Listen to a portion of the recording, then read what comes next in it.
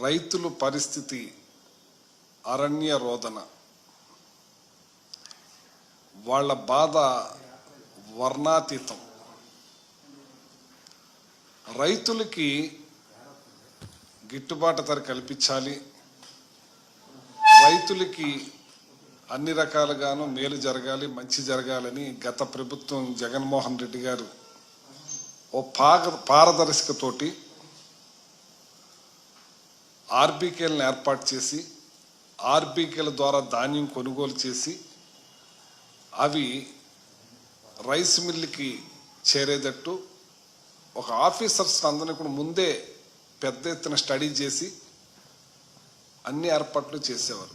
ముందే ముఖ్యమంత్రి గారు మనకి సీజన్ వస్తుందంటే దానికి తగ్గ agriculture and civil supply departments తోటి మీటింగ్ పెట్టి అధికారులకు అందరికీ సూచనలు ఇచ్చి ఏ ఒక్క రైతు కూడా గిట్టుబాటు ధర కోల్పోకూడదు, ధాన్యం సకాలంలో చేరాలి, గన్నీ బ్యాగ్స్కి లోటు లేకుండా ఉండాలి, వెహికల్స్కి ఇబ్బంది లేకుండా ఉండాలి, వెహికల్స్ని ఏర్పాటు చేసి transport charges, gunny charges, labour charges అన్నీ కూడా ప్రభుత్వమే భరించి డైరెక్ట్ రైతు అకౌంట్లో పడేలాగా చేసిన ఘనత గత ప్రభుత్వం జగన్మోహన్ రెడ్డి గారి పరిపాలన.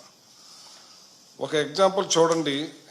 అంతకుముందు 5 సంవత్సరాలు చంద్రబాబు నాయుడు గారి పరిపాలనలో 17,94,000 మంది రైతుల వద్ద నుండి 2,65,00,000 మెట్రిక్ టన్నుల ధాన్యం కొనుగోలు చేసి 40,236 కోట్లు చెల్లించారు. అంటే చూడండి, 17,94,000 మంది రైతులు గత 2014 టు 2019. అదే మా ప్రభుత్వం గత జగన్మోహన్ రెడ్డి గారి హయాంలో 37,70,000 మంది రైతుల వద్ద నుండి 3,40,25,000 మెట్రిక్ టన్నుల ధాన్యం కొనుగోలు చేసి 65,225 కోట్లు చెల్లించాం. అంటే డబల్.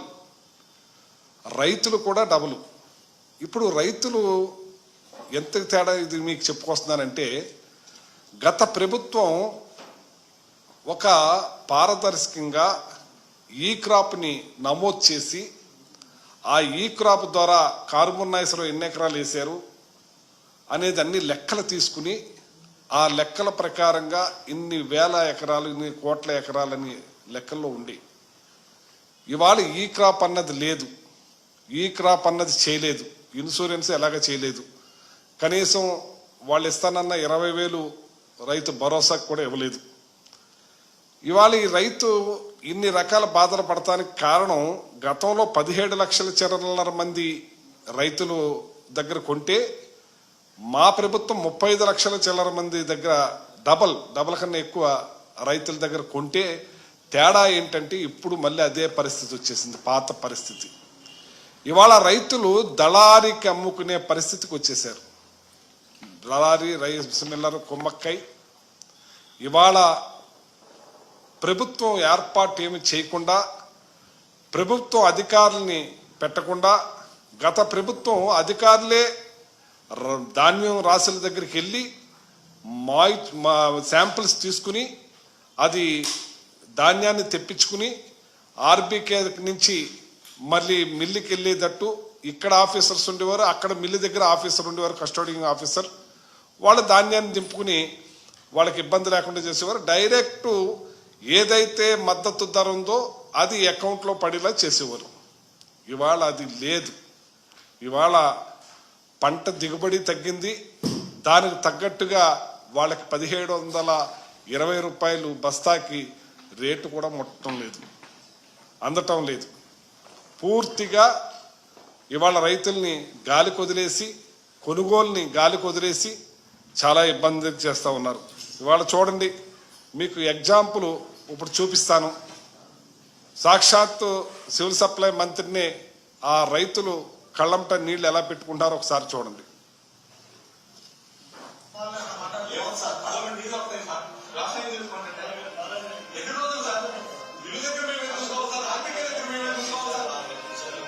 ఆర్బీకే దగ్గర మేము చూసుకోవాలి సార్.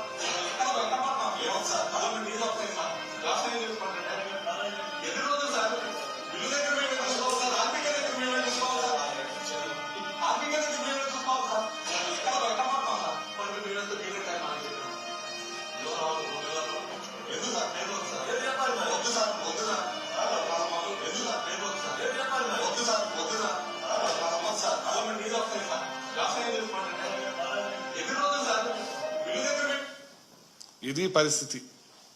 రైతుల పరిస్థితి చాలా దారుణంగా ఉంది. పేరు చెప్పడానికి కూడా భయపడుతున్నారంటే అక్కడ పరిస్థితులు ఎలా ఉన్నాయో చూడండి ఒకసారి.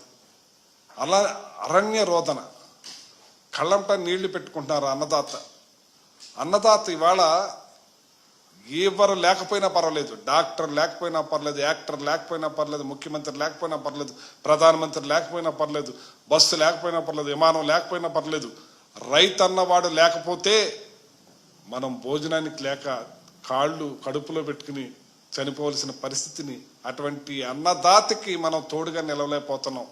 జగన్మోహన్ రెడ్డి గారు ఎవరు లేకపోయినా పర్లేదు, అన్నదాతకి ఈ రాష్ట్రానికి దేశానికి రైతే వెన్నెముకని బాసటగా నిలిచారు, గిట్టుబాటు ధర అందించారు. ఆ కాలంలో వర్షాకాలంలో కూడా మొక్కలు వచ్చిన రంగు మారిన నోకవుతున్న దగ్గరుండి రైతు మిల్లర్లకు తోలి వాళ్ళ కూడా రైతుల మిల్లర్స్ కూడా సహకరించి వాళ్ళందరికీ కూడా డబ్బులు సకాలంలో పడేలాగా వెంటనే చేసాం. రైతులందరూ కూడా ఆనందంగా ఉన్నారు, రైతులందరూ కూడా ఇదిగా ఉన్నారు. మళ్ళీ మొదటకు వచ్చేసింది. ఇవాళ వాళ్ళ బాధలు చూశారు కదా. ఇవాళ చూడండి,